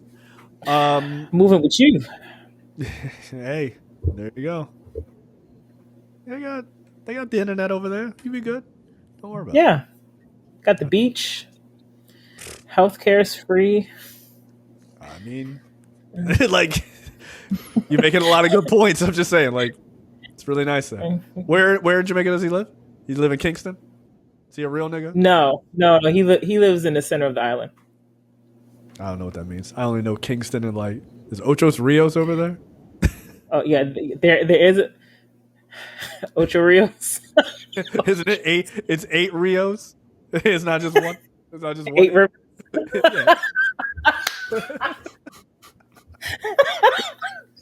It's 8. That's don't you live by the Rio Grande? Don't you know what Rio means? Rio Grande. Yes, absolutely. I don't know where Jay lives at. Yeah, I do not live anywhere. Rio Grande. So he meets up with Francis. At this point, Francis he's got a car. He was like, "Oh, how'd you get this car?" He's like, "I bought it." Right? Because I was like, "Don't sell drugs. Come on, man." He was like, "No, I bought it." It's like, "Oh, okay." And like, that was the end of it. Like, he just got a job. So, like, nothing. I thought that was Jelly's car. No, he said he bought it. Maybe they bought it together. Maybe they both bought it. No? Mm-mm. Are they married? No. Don't make joint purchases with folks you're not engaged or married to. No, well, maybe they're waiting to wed. You don't know. I don't know what the Canadian laws are. I have no idea. So they try to go see their father, and they go to this apartment building, and they ring the doorbell or the buzzer, and the guy's like, "What?" Which is a lovely way of picking up your intercom, and he's like, "Oh, it's Michael and Francis," and he was like, long pause. Nah, you got the wrong place. And it was like, all right, cool. So obviously this is their dad, but he doesn't want to have anything to do with them. So at this point, Michael's pretty distraught because he's like, no, I don't think that was my dad, even though I think he knows that it was, but he just didn't want to have anything to do with him. Michael and Aisha sleep together, lucky him. And Francis is pretty heartbroken about this shit not working out with his dad. And then this is the part where if you don't know that he's gay, then maybe your eyes don't work. Jelly consoles him, just like two homeboys would do. Obviously, two straight, strapping young men would do. Just lean into me, brother. I love the scene so much. I was like, oh my god, we finally get to see him be vulnerable with someone. Yeah. Is it a little weird that like you see that vulnerability with Francis's character, and meanwhile it's interspersed with Michael giving Aisha an orgasm, I assume?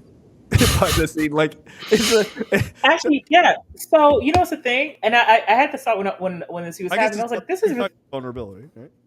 Well, I think it's supposed to show. I think as if you're looking at this and you're like, okay, Francis is this like picture of traditional masculinity, and traditional masculinity is always assuming that someone is straight, and he's like a big Mufasa looking dude, and he is being consoled, which is a great movie, by the way. I love that movie. But here he is being consoled by by not just like another man, but another man who was significantly smaller than him. And I because I know that's another reason why I was like, did no one know that they were together? Because in that DJ scene, like I was like, Jelly's really small. He looks like he can fit directly under Aaron Pierre's big arm. Oh my god, so adorable. But the way that he's like holding him, he's holding Francis like he's so delicate. And that's such a contrast to how we've gotten to know Francis up to this point. Whereas with Michael, Michael, except I always felt Michael was the more grounded one, but Michael's also not very emotional either, right? He doesn't really show emotion until you get to really like the later scenes where they spend more time in the present. And I think the sex scene here is to probably give you a picture of what traditional masculinity would look like for someone his age. Like you're dealing with this with, having sex with someone probably for the first time, instead of just kind of feeling the intimacy with just, being held. That's how I took it. No, I think that's a great analysis of that scene, actually. So from there, we see flashback to sort of 10 years the timeline 10 years post all of what happened. And Jelly is at, Michael comes home, Aisha's there with his mom, and Jelly is there alongside them. And it's interesting because this is where I thought, oh, okay, they're going to classic Jamaican immigrants. They're going to make a big deal about him being queer, right? No. There's clearly there is a twinge of like, I know what you're trying to do type of thing. You're trying to I know why he's here because he cared about him and all this other stuff. But he's not like, I need you to get out of here because you're gay. Like, there's none of that. Right. He is just he is trying to protect his mom so much in this, which is kind of a bullshit excuse. He's actually trying to protect himself. But that's, I would argue, is the same thing his brother did to him, right? He wasn't so much trying to protect his brother, though he was to some degree, like in the most obvious of ways. But he was more trying to protect himself, right? Even to it, I think you're absolutely right. And it made me think of, was Michael unable to really move on? I mean, because we'll get to how Francis dies, but it's just like, considering that, is Michael still stuck in that day? Like, is he replaying that? And as a result, he's keeping his mother there too. Like, go ahead. It's the same cycle that Francis has with Michael. If Francis is afraid of something, he'll be like, "Oh, well, Michael's afraid of it, so we got to do this," right? Mm-hmm. He's doing the same thing, using his mother as a scapegoat, basically. Right. He doesn't want all these people here. He doesn't want all this. Like, he is still mourning in his own way, but the whole men are not allowed to show emotion, otherwise it's gay. Mm-hmm. So he doesn't. He feels like, I guess he feels like he can't show that emotion, so he uses his mother as a scapegoat, because he's not there yet. He's not at that point yet where he can kind of accept this, right. And everything is just going to remind him of that. So instead of calling an operator and say, "Can you find my brother?" Right? Like, this is how he's doing it. And I get the parallels, and I get the performances are actually really good, and I get it.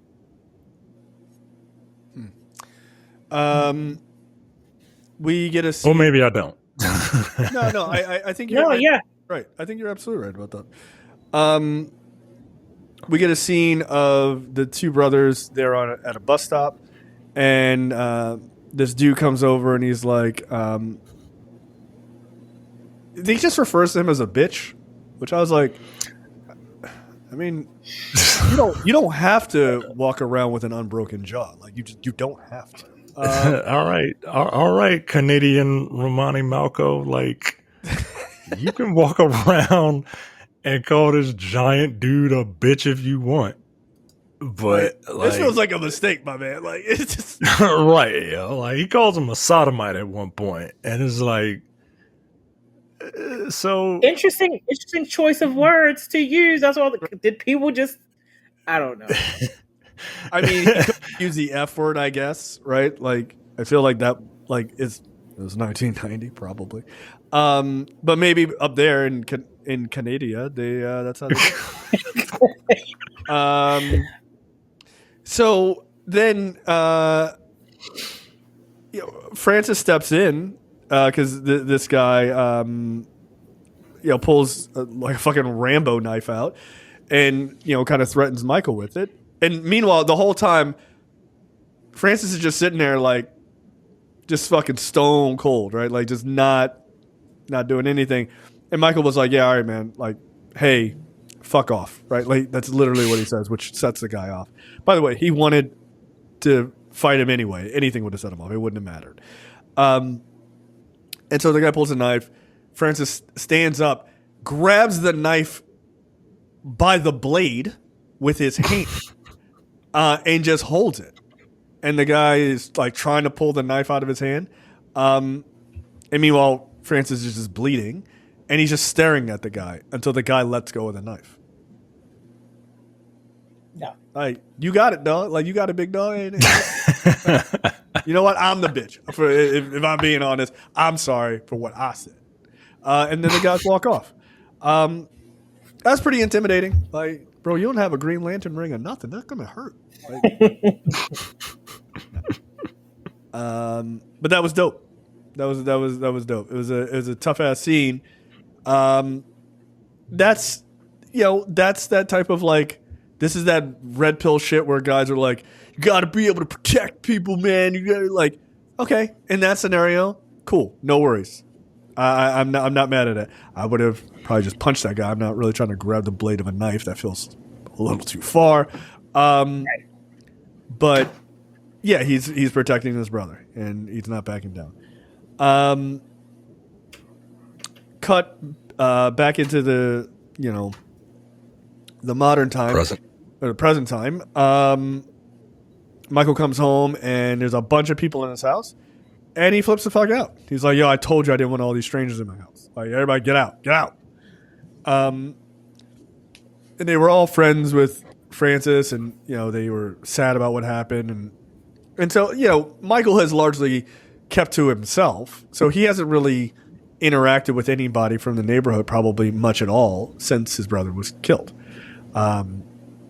So Aisha being back in town has kind of dredged up all of this, and again, he is using the idea of covering for his mom and what she needs, when in actuality, like Micah said, is actually what he needs. Yeah, he even like during the blow up, he even like she's like, "Yo, we were just." The mom is like, "We were just talking and listening to music, right?" Like she's coming out of it, right? She's trying to come out of it, and he drags her into the room as if like, "I'm protecting you." Yeah, like I gotta is her. It's like, nah, man, like. You gotta go. Look, man, grief is hard, man. It really is. And, I think this movie, for as, nonchalant as I am about it, I do think it does bring you through the stages of grief very well. Yeah. Yeah. I would agree. I mean, I guess you get to acceptance at the very end, right before the credits. Like they don't give you too much time there. He is. There's not a lot of denial, but there's a whole lot of fucking anger.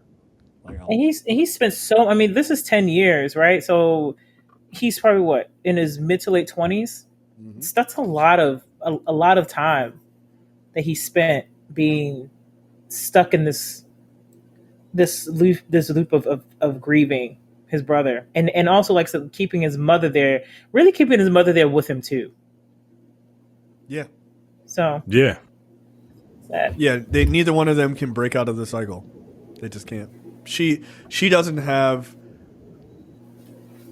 She's trying to like she's not trying to lean on him, which I appreciate, to like get herself out of it, but she doesn't have another adult to pull her out of it, right? Like she doesn't have a husband or somebody who could possibly help her pull her out of it. She only has his younger brother, who saw him as like a superstar. So he is going through a level of grief that is just unbelievable. You know, there's actually another trope this movie did not do, which is like the trope of having the single black mom think of her sons as like her husbands, pseudo husbands. She let them be her kids. I mean, she disciplined them, of course, but I felt like that like they could have easily gone that direction with Frances. Like I know she tells Frances like, you know, be a man and everything like that, but I never felt like she saw Frances as like her, like someone who should be like her partner, because I think that's like a trope that we see in some movies like this, or when you have like a single mom with sons, and they didn't do that. It's not just a movie trope. Like that does happen. Yeah, that happens in real life too. So and they didn't do that, which I really appreciated, and it didn't even occur to me until now that no, she doesn't lean on him either for throughout this grieving process. Not more than like they will be deemed, I think, as normal. Like she's not blaming him or anything like that. It's just she's, if anything, she's probably wrestling with herself to figure out like what could she have done. Because I mean, how can you not think that, whether if it's fair or not, right? Right. But yeah, and then there was a scene, and I was wondering, I was like, did this happen? I think it was a scene where they were like kids and they were dancing in the living room with their mom, and the mom was like with a man, I think who I think is probably like their father. Mm-hmm. Was that a real scene, or was that like this is how it should have been, or what could have been? I read that was a real scene, but the father is hazy for a reason. Right? Like you can't quite see who he is for a reason. So maybe that was at a time that was a moment in time that was things were good or complete or however you want to look at it. But then that was about it. So, okay. I don't know. So then we see a scene of Michael and Aisha. They go to this club that Jelly and Francis are kind of throwing. It's their barbershop, I guess. And but they have these like little parties or whatever, and you know they're rapping and they're doing like DJing and shit, and things are going good. And this is the scene we were talking about, where we're watching Francis look so proud of his brother, having scoring with this beautiful girl, right? Like, and that's clearly his girlfriend, and he's just proud to watch his brother grow up, right? Things are going well. Cops bust in later on because brown kids having a good time and not bothering anybody is definitely a reason to be suspicious, and so they harass them and just kind of treat them like shit, just kind of fucked up. Then we see another scene. Again, that scene where the cops is like, is this going to be the moment? Is this the moment? Mm-hmm. Then we see Jelly is going to DJ to be on some like TV show or a record contract. And he goes to this he's at this contest, and they all go to support him and everything. And he doesn't do that well. He does okay. And Francis really knows in the moment that it's not going well. I guess he knows music, and he can just sense of like the other guys watching are not impressed by this guy's DJ skills. And so that eventually is over, and they realize that it's not going to work out. And the guy's kind of a dick to him, by the way. And so they leave, and Francis doesn't really want to accept the loss. And that is exactly the type of feeling you would have if your significant other was putting their heart into something and they weren't being recognized for it. Question. What did you guys think of the set? I don't know music.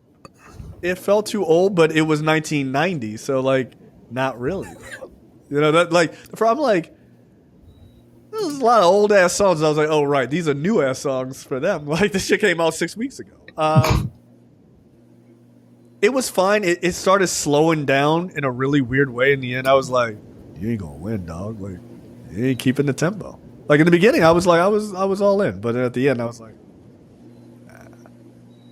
But I would have told Francis, I'd be like, yeah, we're gonna call you. Like, please don't punch me. I like how Michael was just like, I don't know music. That's gonna be my response. I don't know music. That's what I'm gonna say whenever I don't like something. Like yeah. That's the most polite way of I'm ignorant. Like, what do you think about it? You just right. just ask the same question back to them. That's what you do with right. That's what you do with. That's what I do with my 6-year-old. Yeah, what do you think? And then I'll tell you. Yeah. How do I do this? Funny. How do you think you should do this? Like,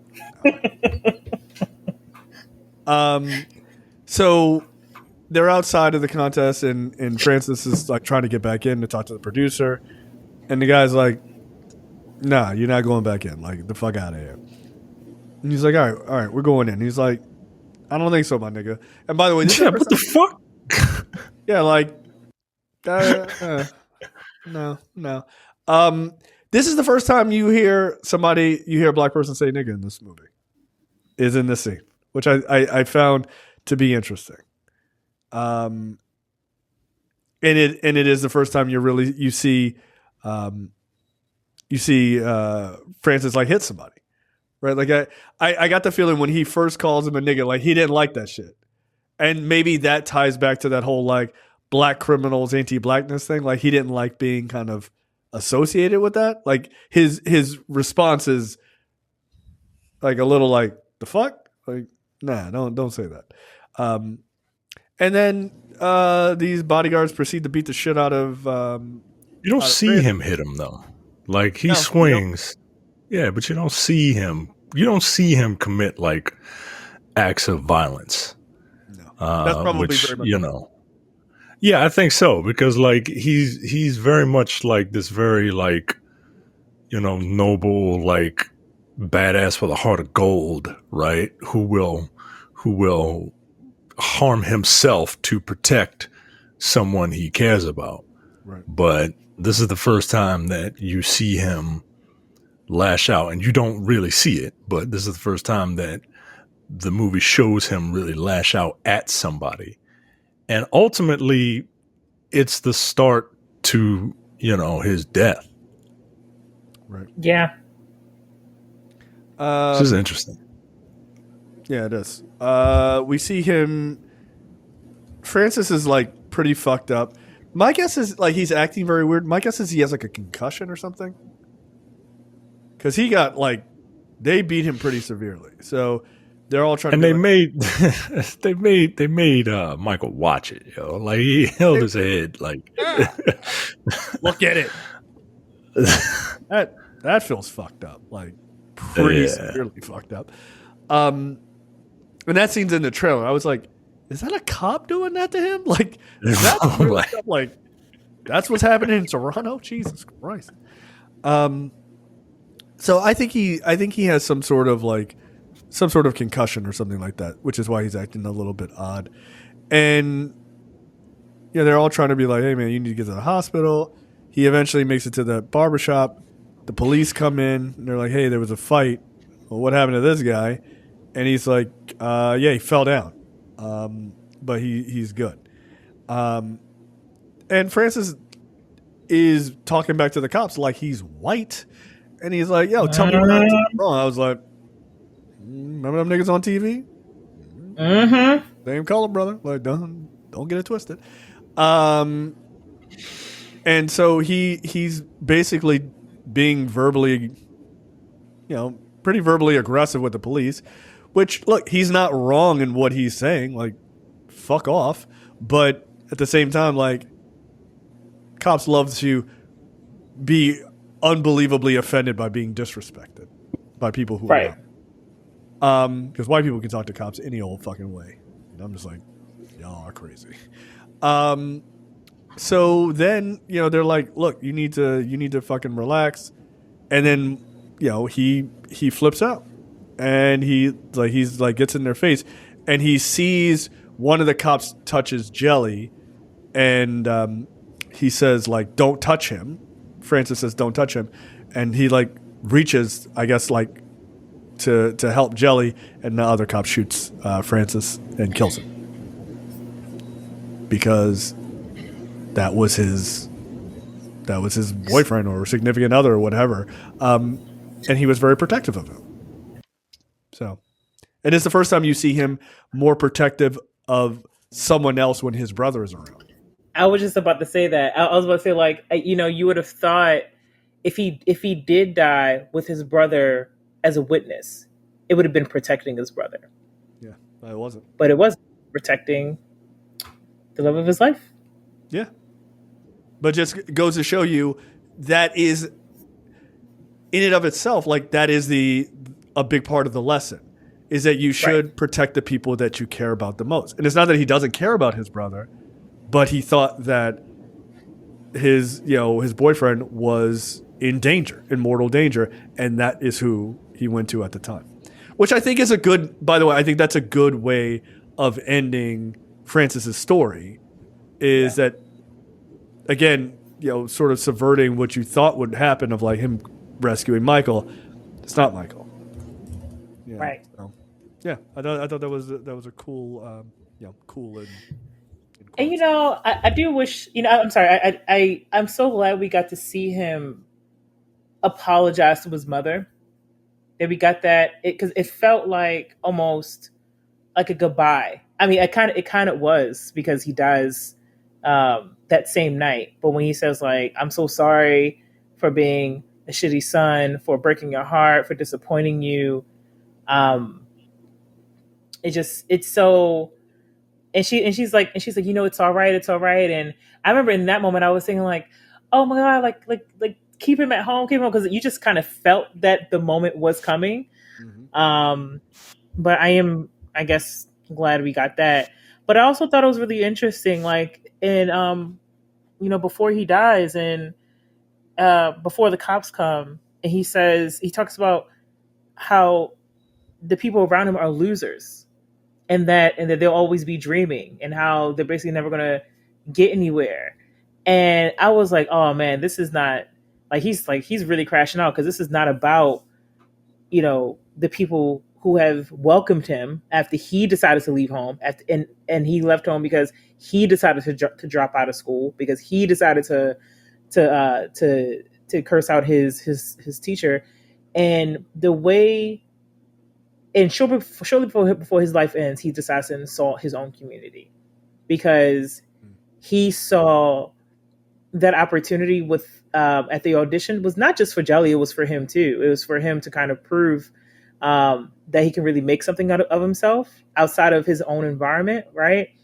And the one time he hears no, or his first real obstacle in that journey, he crashes out and then ends up dying because of it.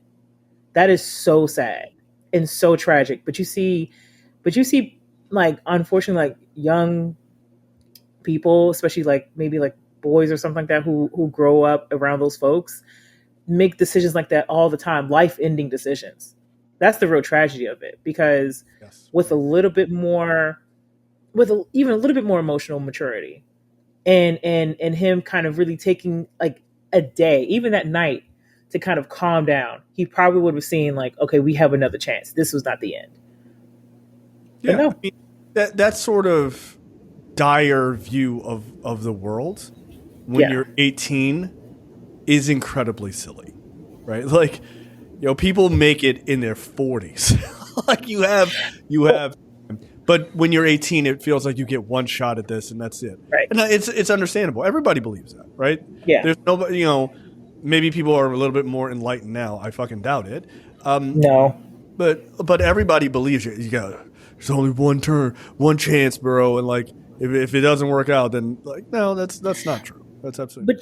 But and this is where I think it comes where your environment really matters, because who has Francis been able to see make it to that level of success? Right. His father's not there. His mother has been, we can probably guess, has been working the same type of job for years. No, and what did we see? Like the dinner when they were for Christmas, and she was like, "It's going to be a little quiet this year. I can't get y'all gifts, but I'm gonna get a new job in the new year." So showing that she does not have real great job stability. She's working overtime, trying to provide for them. He hasn't seen anyone like make it. Yeah, look, I've said it, and I've said it before. I've had my kids, and I say it emphatically now that I do. You gotta let boys gotta be boys. Like, you can't rush them to adulthood. Like, being a man is not, you can't learn how to be a man through on the job training. And like, you can't raise yourself to be like, these are kids, man. Like, well, kids in the movie, right? Like they like you said, they don't have examples. And even all the male figure, not even just a dad, man. Like, you need someone there. Right. Anybody. Right. At this point, you need anybody. I'm not trying to downplay, the hard work that single parents do. I'm not trying to downplay the hard work that, his mother does. Right. But I do feel like you need a male influence in your life, even if you come from like a home that has two moms. Get some uncles to kind of help you along. Get a male teacher to help you along. Like, I know I know for a long time it was, I guess, fashionable to just be like, men ain't shit, and then that boomeranged back into men saying women ain't shit. Yep. And no, I do think that you need a balance. I do think you need both. And especially for boys, right? Like, but they also gotta have the right male influence, right? Like, there's a ton of male influence out there who just like treat women like shit, and it's an Ouroboros, man. And they don't know what that word means. It's a snake eating its own tail. Thank you. Right? Like,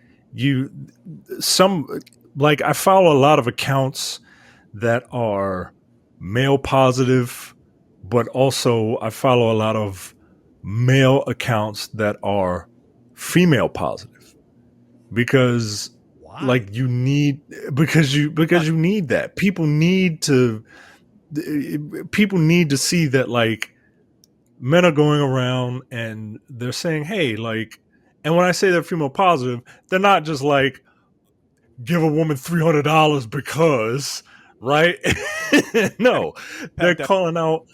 No, they're female positive because they're calling males out on their bullshit. Yeah. Or by the way, or calling women out on their bullshit. Also. Or calling women out on it, right? Like, you gotta, yeah, man. Like, this movie, if anything, it illustrates why, you can't rush kids to be adults because they don't know what to do. No, I agree with almost everything you said. I'll push back on one part of that, which is young girls also need this, right? Like, yeah, it is deeply important to have a balance of, and again, to Micah's point, even if you have two moms or you have two dads, you still need a balance of both of those. I fucking hate this term, but like those energies, right? I hate the male energy. This is fucking stupid. But masculine and feminine energies. Yeah, I fucking hate. I hate that term because it's just dumb. Oh, also, masculine energy. I would just say we all embody masculine and feminine energy. Every person does. But Yeah, but every person, because you're made up of men and women. Like you're a combination of a man and a woman.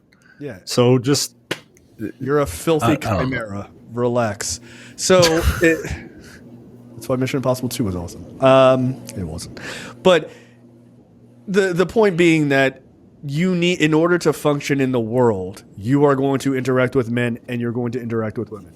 If you want a daughter who grows up, if she's straight and grows up to marry a man who's not going to treat her like dog shit, she's got to have a father or some male figure to be like, to recognize what a good man is. If you want your son to grow up to marry a woman who's not going to treat him like shit, is going to be respectful to him in all the other same ways, he needs a mother who treats him in a way that he knows what a woman is and how to be treated and what a kind person is.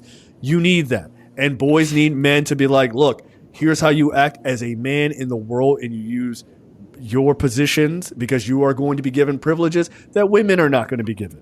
And you need to understand how to use that to speak up for people. One of the things I hate is like that red pill narrative of like protection. But protection isn't just physical, right? You also protect people who are marginalized, who are treated less than you. If you are a white man, you got all the fucking power in the world. So maybe stand up for people who don't, right? That's what protection should be used for, not just in case of a bar fight type of logic. Like there's more to life than that. right, because they always use that. They always use that bullshit, knowing that it's like that scene in Fight Club where Tyler Durden is like, "I want you to go out and pick a fight with somebody." Most people don't want to fucking fight, bro. So you're not going to be the one that's going to have to get out there and do some protecting. But you got to cook and clean every single day. Well, motherfucker, you got to fight somebody every day to protect me. How about that? How about it's if it's your first time, you have to fight. You gotta fight, right? Right. It's not like that scene in that Spider-Man cartoon where Mary Jane jumps out a window just to see if Spider-Man will save her, right? Like that's what the fuck? That's a red flag. That's a red flag. Right. Like what's going on? Like you're not fighting every day, but you want me to do all this every day? Like, nah, yo, like that's bullshit. That's bullshit. It is. And so I think it is has become, and it always should have been this way, but it is increasingly important for people to understand that young girls and young boys, they need both. They need both. Go ahead. No, that's it. Yeah. I'll say, like, I will also add that I think as adults, it's really important because I think about that teacher, right, who told Francis, "Oh, your shelves are crooked," and did you know that? Did you use a leveler? And like that scene was just so cruel because here you are, a white man, a teacher, someone who is charged with, shaping these minds and helping them learn life skills at the end of the day, right? And here you are criticizing this young man unnecessarily and in a way that's not productive. It's not here to help him get better. And here you are surprised by his response. It's not saying that the response was appropriate, but neither was your conduct. But there are a lot of adults who hate young people, kids, teenagers, and not in the sense of like, because every young person is annoying at some point, right? Because not like how they can't. Yeah, but it's like, but they have this such disdain for some young folks because I think they see them and they're almost jealous that of these kids, that they have an opportunity to make something of their lives in a way that they never did. But also at the same time, as adults, you have to remember, and I know this sounds so like old in a way, but it's like you have to remember that you were also at that age, and remember that you're seeing things through not just a fully formed brain, but through life experience, and you were lucky to be able to make it through that experience and be relatively okay and somewhat mentally sound. And they're just starting. They don't even know how to really manage their emotions. They don't even know what they want to do yet. They don't know how to express themselves in a in the healthiest way. And that's even with kids who come from probably even great households, with probably more functioning households too.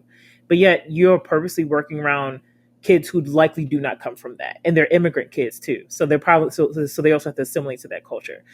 It's another point in the movie that really shapes, unfortunately, Francis's life, his trajectory, and it's really sad because that's beyond the parents. Like, I mean, parents can only do so much, but once your kids go out into school and they're influenced by other adults, you have to contend with that too. The kids have to contend with that as well. Yeah. Well, what do they say? Once your kid's like 16, they listen more to their friends than they do to their parents.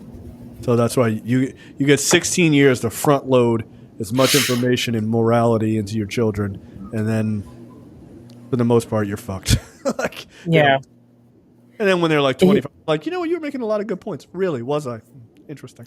Cool. But like I said, they never had Francis get into a gang. I mean, he wasn't like, he was smart enough to not want to do that. He had a dream that he wanted to get into music. That's something a lot of people want to do. It's just the way that it was channeled, and Francis made some,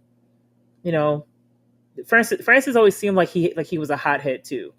So he did have to own his actions there, but his fatalistic view of the world turned out to be pretty fucking fatal, which is, like I said, really, really tragic. And Michael, on the other hand, yeah, he was in the shadow of his brother, but you at every turn where Michael was confronted with possibly being in a violent situation, Michael's first reaction is to be like, hey, let's not do this. Let's de-escalate if we can. Okay, here's my headphones, and yeah, you're probably going to beat me up, and I'll probably let you, or whatever. But that Michael was the complete opposite in a lot of ways.